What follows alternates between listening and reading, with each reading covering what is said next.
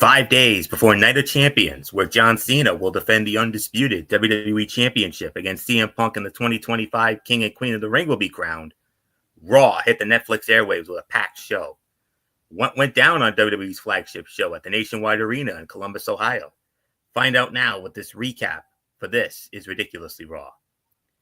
Hey there, welcome everybody to another edition of Ridiculously Raw, the most must-see show on YouTube and Streamia.com today. I am your host, Anthony Florio, joined as always by the phenom Michael Bullock. Good old FF Michael Fletcher will not be joining us this evening. He is not feeling well, so we hope to have him back with us Thursday night for TXN Sports World, but apologies for the late start. Bullock was out late, so he just got in now, and so I'm going to tell you all right now, we're going to make this a rapid fire show. We're going to try to get this done as quickly as possible here because what we're going to do is we are going to only talk about Raw and NXT, and that is that. So I want to save the RWA stuff for MF. Hopefully Friday night we can do that. So without any further ado, let's dive right on in. Monday Night Raw live last night from the Nationwide Arena in Columbus, Ohio. Seth Rollins, Paul Heyman, Braun Breaker, and Bronson Reed opened the show. The Visionary claimed that he was responsible for Roman Reigns, that CM Punk was only back because WWE wanted to milk Rollins' hate for him, and that Cody Rhodes would not have been back if it was not for him. He said there are champions like John Cena and Gunther who believe they are at the top of the business, but ultimately Rollins is the end game. There wasn't much in the way of new content here, but Rollins spoke with such conviction that it was an effective promo and that it was believable. The audience bought into what he had to say because he delivered it with the passion of a man who knew what he was saying was gospel. Quality mic performances like that elevate any segment, and that was certainly the case on Monday night. So not much more for me to say. So Michael Bullock, quick thought on this opening promo here. Yeah, I thought this was a solid promo. I mean, it was Rollins is basically like sending a warning to either champion, basically saying, I got the money in the bank briefcase, I can cash it at any time, and the end game is with me on top. So we'll see if that actually does happen. So there's really nothing more to add on to it. So let's move on, Florio. All right. Let's get into our first match of the night. Braun Breaker squaring off against Penta. Braun Breaker wins the match. 14 minutes and 5 seconds. Bullock, what says you? Yeah, this was a fine match to start off the matches portion of Monday Night Raw. I will give this an excess of about 3.5 stars. I mean, to me, the outcome was never in doubt because obviously you want Braun Breaker to win, and especially to continue to push this new faction that they have. So, yeah, so we'll see what happens. But 3.5 for me. What says you, Florio? Yeah, competitive match that picked up where the rivals previously left off. Their bout captivated the audience in Columbus.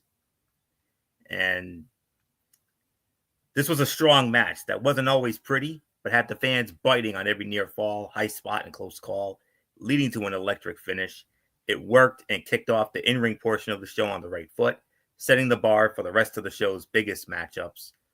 And one quick thought, and that is Penta and Breaker have unexpectedly strong chemistry, which is somewhat surprising given their styles and backgrounds. And Penta came up hobbling after a tope con hilo after appearing to hurt his left leg during the dive. Shook it off and continued the bout, but he was clearly affected by it. Solid 3.5 stars, teetering on 3 3/4. Very good match indeed. So then we move to a pre-taped interview. Michael Cole and Bill Goldberg discussed the disrespect that Gunther showed him at Bad Blood last October and its role in bringing him back to the squared circle for one final bout. Goldberg said he stewed over it, felt embarrassed, and was not willing to let the ring general's actions stand. Short, sweet, and to the point. This was a far better use of Goldberg rather than overexposing him in front of a live crowd and risk ruining the novelty of his comeback before July 12th. And Goldberg officially referenced the Saturday Night's main event match as his retirement match. Michael Cole reiterated as much after the video package aired. So we'll see what happens with that. So now let's move on to our next match, the semifinal match in the Queen of the Ring tournament, as it was SmackDown's Jade Cargill versus Raw's Roxanne Perez. Winner of the match in roughly 11 minutes and 30 seconds and advancing to the finals of the Queen of the Ring tournament, it is Jade Cargill. Surprisingly competitive match. The match was not always pretty, much like Breakker and Penta from earlier, but this was still a solid bout with better than expected chemistry from the superstars involved. Roxanne Perez shined in defeat, while Jade Cargill looked like a world beater, and the Queen of the Ring final between Jade Cargill and Asuka in Saudi Arabia on Saturday should make for a fun bout. And Roxanne Perez is every bit as good as the amount of creative effort, TV time, and high-profile bouts she has been involved in would suggest, if not better. So there is not much more to say on this. So I'm going to give this roughly 3.25 to 3.5. So not much more to say here. Michael Bullock, how about this? We got our final for the Queen of the Ring. Jade Cargill versus Asuka. Yeah, 3.25, 3.5 for me. I mean, this was another solid match here. I mean, yeah, what a final it's going to be at Night of Champions for the Queen of the Ring. Jade Cargill, Asuka. Yeah, that's going to be something to watch here. So, yeah, so there's really nothing more to say. So let's move on. Alrighty. And moving on, I believe this is where, this is where Gunther cut his promo. A fired up World Heavyweight Champion Gunther hit the ring to respond to Goldberg's words from earlier in the night and did not mince words. He criticized Goldberg for being a one-trick pony, a wrestler who cannot hang with the best of today, and vowed to embarrass him all over again at Saturday night's main event on July 12th. It was an impassioned promo from Gunther that reflected the seriousness with which he is approaching the match, but also suggested that the former WCW icon may be under his skin. And this is not the first time Gunther has allowed that to happen. The last time was when Jey Uso beat him for the World Heavyweight Championship at WrestleMania. So, Bullock, quick thought? Yeah, like you said, he was all fired up and basically, like you said, he told Goldberg that he couldn't hang with him. So, yeah, so we'll see what happens. So that's all I got to say. All right. So we'll have you start off on our next match here. Women's Intercontinental Championship on the line. The champion, Becky Lynch, defending against Bayley. Winner of the bout in roughly 13 minutes and 45 seconds via disqualification, and still the Women's Intercontinental Champion, Becky Lynch. And it was all because of Lyra Valkyria. Lyra Valkyria couldn't take it anymore. She attacked Becky Lynch and unfortunately cost Bayley this opportunity. So, Bullock, Bayley disqualified. Becky Lynch retains the Women's Intercontinental Championship via disqualification, roughly 13:45. Lyra just couldn't take it anymore. Yeah, she couldn't take any more of everything that Becky's done. But then again, you can't blame her. I mean, because after she literally stole the title from her, I mean, she literally humiliated her by making her, the raising the hand was one thing, but all the other things was not part of the agreement, and that's when she snapped. And then the next night, Becky tried to get her to do it again. I mean, it's almost like she just can't take it anymore, and she's unfortunately it came at the expense of Bayley because she loses via disqualification. So because of the disqualification, I'm gonna bump this down to 3.25, because of the DQ finish. So I don't know, Florio. I mean, if I were Bayley, I'd be furious, and I would be asking for a rematch. Yeah, I don't know what Adam Pearce is going to do about that, but no, well, because it looked like she was on the verge of maybe winning it until Lyra, I mean, couldn't control her anger. Yeah, that's true. So, anyways, I'm still going to give it 3.5 stars because I thought it was an excellent match, but it did end unsatisfactorily. But it did further the ongoing storyline between Lyra Valkyria and Bayley as they continue their pursuit of Becky Lynch and the Women's Intercontinental Championship. Michael Cole with a great tidbit. The gear that Bayley wore in this match, this was the gear she was supposed to wear. She was going to wear at WrestleMania before Becky took her out and cost her place on the card when it was supposed to be Bayley and Lyra versus Liv and Raquel for those women's tag titles at WrestleMania a couple months ago. So, but anyways, nothing really more to say here. I wouldn't be surprised if they end up booking a 3-way down the road, like a triple threat sometime down the road. I don't know. So, 3.5, but Bullock does make a good point. 3.25. I could definitely understand that. So, all right. Some other things here. Shortly before that last match, Sami Zayn and Karrion Kross had a confrontation in the back, and Sami Zayn punched Karrion Kross. And at Night of Champions, Sami Zayn and Karrion Kross will go one-on-one.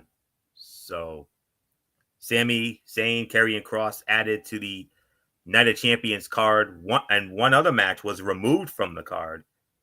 We will not have the Intercontinental Championship match between Dominic Mysterio and AJ Styles. Could be because of Saudi Arabia. I don't know. I don't know the reasoning for this, but I'm sure they'll save that match for a future Raw or a future pay-per-view or something. I don't know. We'll see. But that's the story there. All right. Now we're caught up. So we then move on to Raquel Rodriguez. She cost Rhea Ripley a spot in the Queen of the Ring tournament 2 weeks ago, and then Mommy returned the favor last week. And Monday, Rodriguez called Rhea out, leading to a chaotic brawl around ringside. Before Ripley could drive Raquel through a table, though, Roxanne Perez attacked and cut her momentum off. And Raquel recovered and delivered her Tejada bomb on Rhea Ripley through a table. So, Ripley and Rodriguez appear poised for a match in the near future. And, well, we're going to get a match. As for this segment, it was very much been there, done that, with the added element of Roxanne Perez and her continued attempts to win over the Judgment Day. Some people thought this would have been a good match for Saturday night's main event. No, not the case. You can add these two to the Night of Champions card.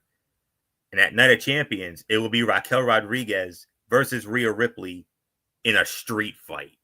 So we're going to get the two of them in a street fight in Saudi Arabia on Saturday. So don't really need to address that. So we can bypass that. And I don't believe anything was announced for next week's show, so we can just get right into the main event. And this was the match that Bullock and I were very much waiting for. The semifinal match in the King of the Ring tournament. Our two favorites, the two most over baby faces in WWE today. Main event Jey Uso versus the American Nightmare Cody Rhodes. And the winner of the match in an even 20 minutes and advancing to the finals of the King of the Ring tournament, the American Nightmare, Cody Rhodes. Cody wins the match in 20 minutes. And at King of the Ring, it will be mentor versus protege. Going back to the days of Legacy. Randy Orton versus Cody Rhodes.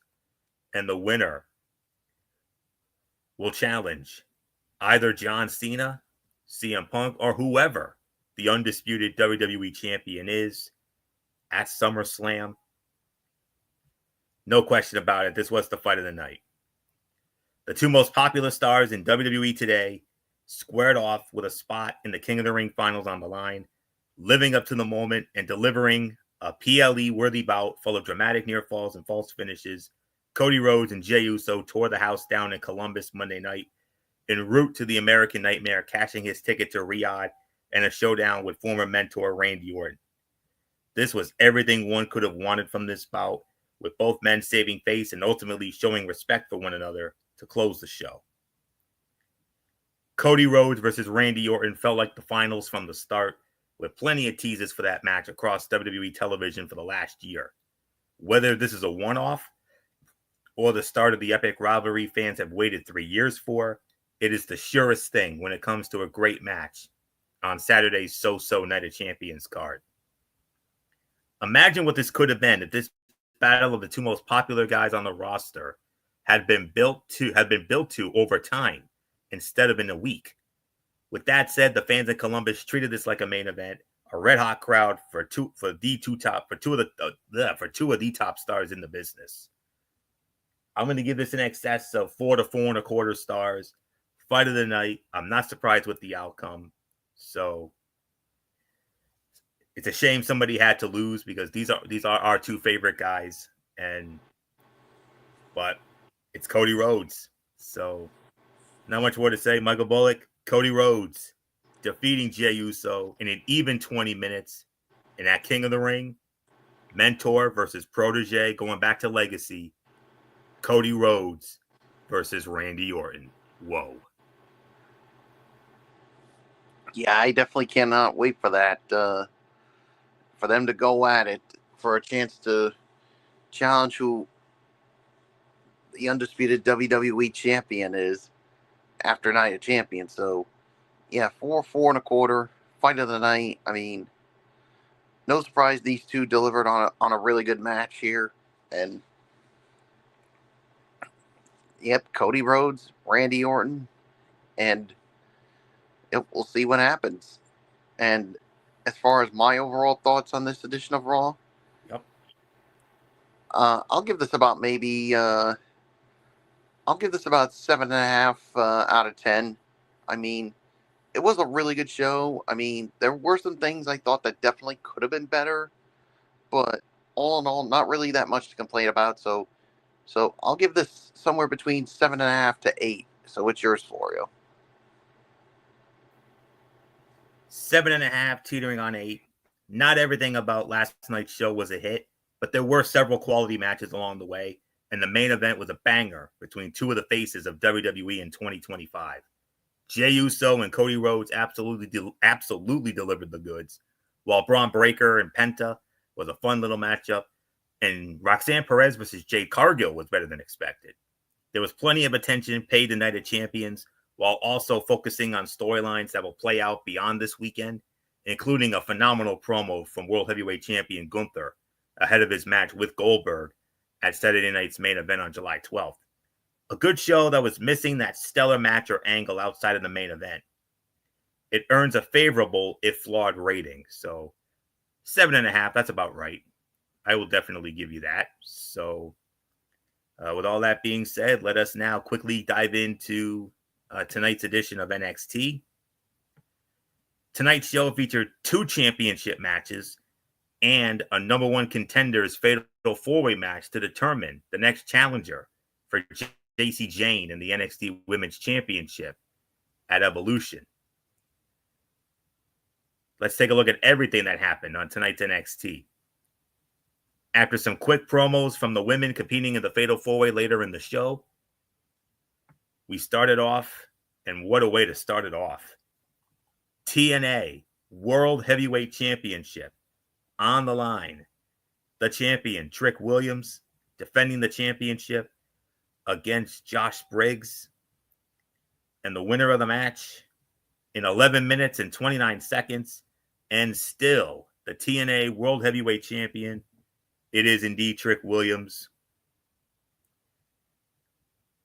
Trick Williams rarely finds himself as the smaller competitor in the ring, but he was giving up some size to Josh Briggs.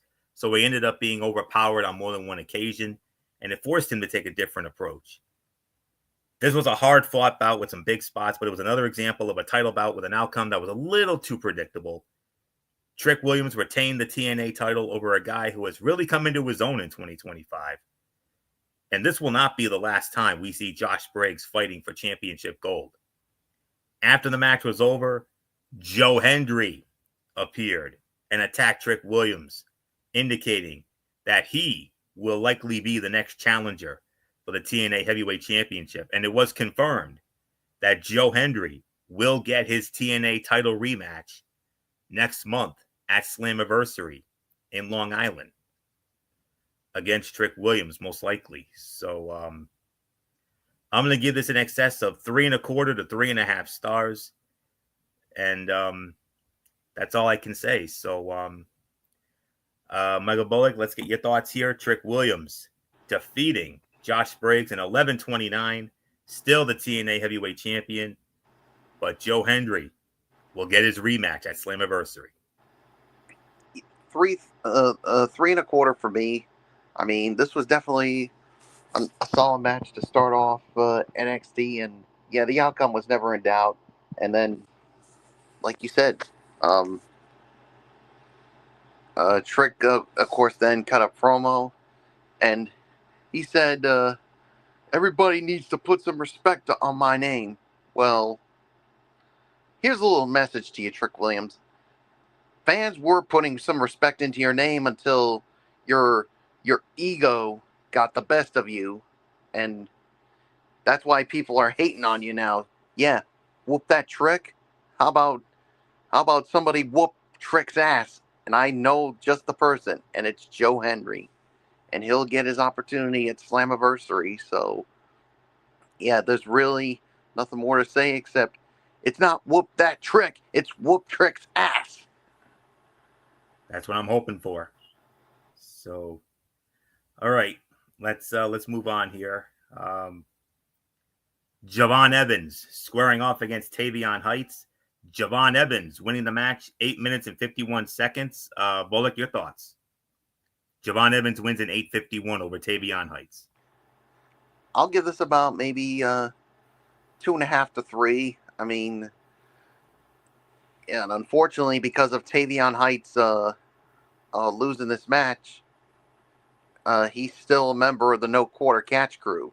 So, yeah, a win would have put him out of it, but the loss, sorry, Tavion, you're still part of the crew, much to Charlie Dempsey's liking. So it's yours, Florio. Yes, and then after the match was over, Jasper Troy, the winner of LFG Season 1, attacked and laid out Javon Evans. So I'll give this a solid 3 stars. The match was a lot of fun and put 2 young, deserving NXT stars in the spotlight. Evans scored a clean win as Charlie Dempsey and Ren Sinclair looked off from ringside. Sadly, his celebration was cut short by an attack from Jasper Troy. And that's all there is to it. So solid 3 stars. I think we have a cutout here. Well, actually, no. Ricky Saints squaring off against Ashante the Adonis. Ricky Saints wins the match 7 minutes and 55 seconds. This match didn't last much longer once the show was back from commercial break. The match wasn't long enough to be much of anything, but since since a large portion of it took place during the break, but everything they did looked good. So I will give this about 2.5 stars. And it has never felt like WWE knew what it wanted to do with Adonis. Ever since the original stable with Swerve Strickland ended, Hit Row, he has been like a man without a country. So not much more to say here. Solid 2.5 stars. And Ethan Page attacked Ricky Saints after the match was over. Later in the show, Ava demanded that Ricky Saints and Ethan Page meet her in her office next week. That can't be good. So we'll see what happens with that. Yeah, when you hear an angry Ava saying, "Meet me in my office next week," that's not good. No. But Ricky Saints defeats Ashanti the Adonis in 7:55. Quick thought. 2.5 stars for me as well. I mean, yeah, you pretty much said everything. So let's move on. All right. Then we had a promo segment. NXT champion Obafemi came to the ring and said he is ready for a new challenger, and was quickly answered by Yoshiki Inamura. And after a brief interaction, Jasper Troy strikes again and attacked Yoshiki Inamura, and he got in Oba's face. And it was announced that next week on NXT, we will have a number one contenders match. Yoshiki Inamura versus Jasper Troy. The winner of that match will challenge Obafemi for the NXT Championship at the Great American Bash on July 12th. So nothing really to get into there. Okay, now, this was scheduled to be Noam Dar defending the NXT Heritage Cup against Channing Stacks Lorenzo.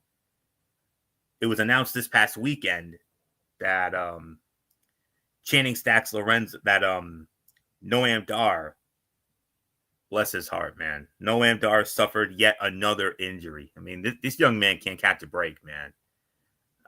You can't help but feel for him. So because of that, Noam Dar had to vacate the NXT Heritage Cup. So it was announced that Channing Stacks Lorenzo would face, at that time, a mystery opponent. But then it was announced, I think it was either late yesterday or early today, that mystery opponent would be Tony D'Angelo. So it was Tony D'Angelo versus Channing Stacks Lorenzo for the vacant NXT Heritage Cup. No score, and we're back to the traditional Heritage Cup rules. 6 3-minute rounds. First to win 2 falls wins the cup. No score after round 1. No score after round 1. And then Tony D'Angelo wins the first fall, 37 seconds into round 2 to take a 1-0 lead. No score after round 3. And then 17 seconds into round 4, Stacks ties it up at 1. And then a minute and 40 seconds into the 5th round, the winner of the match and the new NXT Heritage Cup champion is Channing Stacks Lorenzo.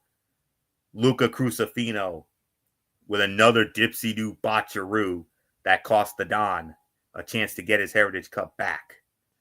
So we had 3 minutes after round 1, 37 seconds in round 2. That's 3:37. Add 3 minutes to that, that's 6:37. 17 and then 6:54. And then 1:40 after that. So I think the total time of the fall was 8 minutes and 34 seconds. But nonetheless, the winner and the new Heritage Cup champion is Channing Stacks Lorenzo. He wins the cup at about 8:54 or something like that. So give us about 2.5, 2 3/4 of a star for the effort. While this match had some good stuff at times, it felt overbooked and predictable, especially with Luca Crucifino costing the Don in the end. The Don took out Luca after it was over, so their alliance may be over sooner than we think. So nothing really to further get into here. So 2.5, 2 3/4. So Michael Bullock, Channing Stacks Lorenzo wins the Heritage Cup in about roughly 8.5 minutes or so total time. Yeah, I'll give this about another 2.5 star match here. So, yeah, Stacks is the new Heritage Cup champion, and yeah, Tony D'Angelo has basically had enough of Crucifino, so it's like he doesn't really trust the guy anymore. So we'll see where this goes. So yeah, there's really nothing more to say. It's yours, Florio. Okay, so we can go ahead and unlike Raw, we do have stuff announced for next week. So here it is. Next week, of course, as I mentioned, that number one contenders match for the NXT Championship, Jasper Troy versus Yoshiki Inamura. We're also going to have Miles Bourne one-on-one with Lexis King, and Joe Hendry will square off against Wes Lee of the High Rise. Main event, this was the big one, the Fatal 4-Way, to determine who would challenge Jacy Jayne at Evolution for the NXT Women's Championship. Jada Parker versus Izzy Dame, who had Tatum Paxley in her corner, versus Lash Legend versus Jordynne Grace. And the winner of the match in 12 minutes and 49 seconds, and the number one contender for the NXT Women's Championship, the Juggernaut, Jordynne Grace. Michael Bullock, Jordynne Grace, winning the match in 12 minutes and 49 seconds. We now have our first match official for Evolution. Jacy Jayne will defend her NXT Women's Championship against Jordynne Grace. Yeah. What was the time again? 12 minutes and 49 seconds. I'll give this about maybe another about 3.25, 3.5 here. I mean, yeah, Jordynne Grace gets the win, and now she gets her opportunity to become the NXT Women's Champion at Evolution. So, yeah, our first match for Evolution is in place. So, there's really nothing more for me to say. So, it's yours, Florio. Fight of the night here. These are four of the strongest women in NXT, so it came as no surprise to see them having exchanges that saw them test their power against each other. Lash Legend seemed to be the most dominant competitor during the first half until she accidentally sent herself into the ring post. Zarya and Sol Ruca came to take Tatum Paxley away for her own good, leaving Izzy Dame without the backup she planned on having. Jordynne Grace ended up getting the win by pinning Jada Parker. It looked like Legend might pull off the win, but the Juggernaut emerged as the new number one contender. So we'll see if this is finally Jordynne's moment or if they have JC steal another one. But nonetheless, what an opportunity for both of these women at Evolution. So to have the NXT Women's Championship defended on a WWE pay-per-view, Evolution no less, the all-women's pay-per-view on July 13th. So we'll see what happens. Give this about 3.5 stars, and let's get to the overall review here. Obviously, we don't expect every week of every show to be groundbreaking, but it's hard to say that tonight's show was anything but the definition of mediocre. Nothing on the show was especially bad, but it felt like every match and segment was either rehashing something we've already seen or too predictable to provide any excitement. The women's Fatal 4-Way was a nice showcase of four talents, and the TNA title bout had its moments, but none of the matches from tonight's show stood out in a significant way. NXT is preparing for both the Great American Bash and Evolution 2, so it has a lot of things going on at once, but it still needs to make sure the weekly shows are worth watching. This was not a bad episode, but you wouldn't have missed much if you skipped it. I'm going to give this an excess of 7 to 7.5 out of 10. Solid show, not much more to say. Take it home, Bullock.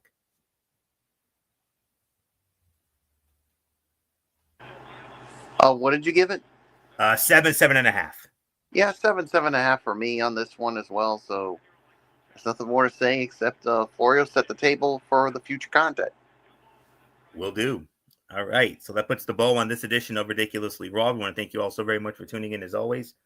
We'll be back again on Thursday night, right back here on the Tone 25 for another edition of TXN Sports World, right around 10:30 or so, as we will have a lot of recaps here. We're going to be recapping the UFL Championship with the DC Defenders and the Michigan Panthers. We're also going to address the Stanley Cup Finals, the Florida Panthers and the Edmonton Oilers. We'll also, MF will also have his latest report from the Big Three, recapping week 2 and previewing week 3. And in the main event, we will address the NBA Finals between the Oklahoma City Thunder and the Indiana Pacers. So we'll recap all of that on Thursday. And then Friday night, we got the Cerebral Smack Talk. We got TNA Impact. We got Friday Night SmackDown. We also have, we're also going to preview the Night of Champions pay-per-view. And time permitting, we will share the results of RWA Spectacle. So, and then I would imagine Saturday night we'll probably have our recap of Night of Champions as well. And then next week, do it all again for another edition of Ridiculously Raw. So that is it. So until Thursday night for TXN Sports World, this is Anthony Florio here for the Phenom, Michael Bullock, and in spirit, good old MF, Michael Fletcher, and always and forever our First Lady, Dee Dee Woodson. You know the routine, everybody. Thumbs up. Talk to you later. Yeah. Throw it up Fortune 4 style. Bye for now, my friends. God bless. Be good to each other. Have a blessed couple of days. And until Thursday night for TXN Sports World, you have been watching Ridiculously Raw right here on the Tone 25 on YouTube and Streamia.com. And remember, my friends, no matter what anyone tells you beyond anything else, wrestling is indeed actually real. For everybody who's been a part of this one, for now, Anthony Florio, so long. Bye, everybody. Bye.